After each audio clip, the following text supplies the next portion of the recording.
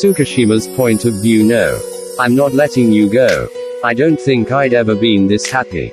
My wound still kinda hurts. But I don't mind really. I'm enjoying this too much. Hugging Shoyo. Haha. I'm not going anywhere, K. Haha. He kept trying to get away from me, but I won't let him. Shoyo. I love you, Shoyo. I showered Shoyo with kisses. I love you too, K. He responded with giggles. To my disappointment, Shoyo managed to get us both to the couch. I felt a sudden sting on my wound that let me loosen my hug on Shoyo. Shoyo noticed. He assisted me as I sit down on the couch, before he gently dropped down on the couch as well. Shoyo was lying down. His head rested on my lap. Does it still hurt? Shoyo looked at me, worried. Not much. It's okay. Playing with Shoyo's hair relaxes me. Hey, did you thank Coach Ukai already? Coach Ukai offered to give us a ride home from the hospital earlier. I was discharged 5 days after the operation. The doctors wanted me to stay for a few more days, but I said I could manage. Besides, Shoyo promised to stay at my house for a week once I get discharged. Akiteru and my parents are not around to take care of me. My parents are working overseas and Akiteru has school in Tokyo. Shoyo did not want me alone while I was healing, so he talked to Akiteru about his plan on staying with me. Akiteru told our parents and they were all thankful for Shoyo. Shoyo's mom also agreed to his plan. She even mentioned dropping by a couple of days to bring food. I was too excited to even care what the doctors and everyone thought about my condition. I wanted to go home. I wanted to spend time with my boyfriend. I wanted time with Shoyo. The day I got wounded, I had to get an operation. When I finally woke up in the hospital room, I saw Shoyo beside my hospital bed. I would never forget what Shoyo said to me then. It was like watching your own love story unfold right in front of your eyes. I've always cared for Shoyo. It's just that I'm not good in expressing my feelings to anyone, not even to Shoyo. But Shoyo looked past that and I'm ecstatic, beyond ecstatic really, that Shoyo feels the same way I do.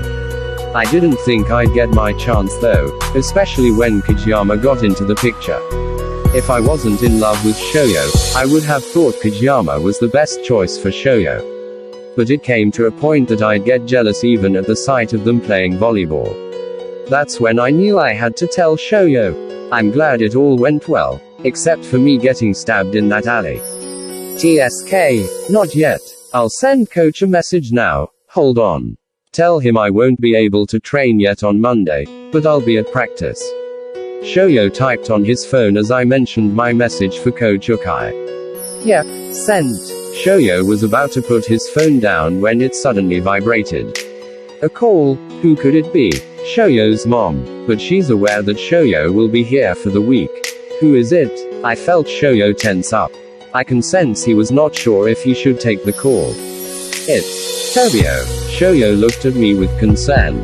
I'm not sure why, but I gestured for Shoyo to answer the call. Hey, what's up? I could feel jealousy starting to fill me up, but I tried to control myself. Shoyo chose me. I don't have to be worried anymore. I have to trust Shoyo. Just then, Shoyo handed me the phone. Confused, I took it. My eyes rested on Shoyo's eyes as I talked to Kageyama on the other line. What do you want? Shoyo's eyes widened when he heard how I greeted Kageyama. I smirked at Shoyo's reaction. Kageyama was asking if I knew about him transferring to Inarizaki High. Yes, I heard. It was obvious with his voice that he's having a hard time with the situation. I'm thinking he decided to transfer school to forget about Shoyo. His decision may actually be for the betterment of the three of us. Although, it's going to be hard on the team. Atsumu. If Atsumu would be the exchange student, he'll be the team's setter while Kageyama's not around. I wonder why Inarizaki agreed to this exchange. Atsumu's a really good player. And Osamu, his twin brother, agreed to this setup too. I can't imagine why they'd agree to him leaving their team. You don't have to remind me that, idiot. It sounded as if Kageyama felt defeated. I never thought I'd hear him this sad. I feel bad for him. Thankful though, Because he's doing this not just for himself, but for me and Shoyo. I just promised Kageyama I would take care of Shoyo. And I intend to do that even without him telling me. Yeah, see you. Kageyama hang up. I handed the phone back to Shoyo. So, Shoyo looked at me, as if waiting for me to spill out a gossip. You look like Noya and Tanaka just now. Don't do that. Ha ha ha. Shoyo punched me by the shoulder, laughing.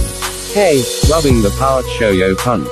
Okay. He just wanted to make sure I would take care of you. Shoyo smiled and gave me a hug. Well, will you? My smile returned. I love it when Shoyo's being a tease. Of course Shoyo, I'll protect you with my life. Then that sharp pain again.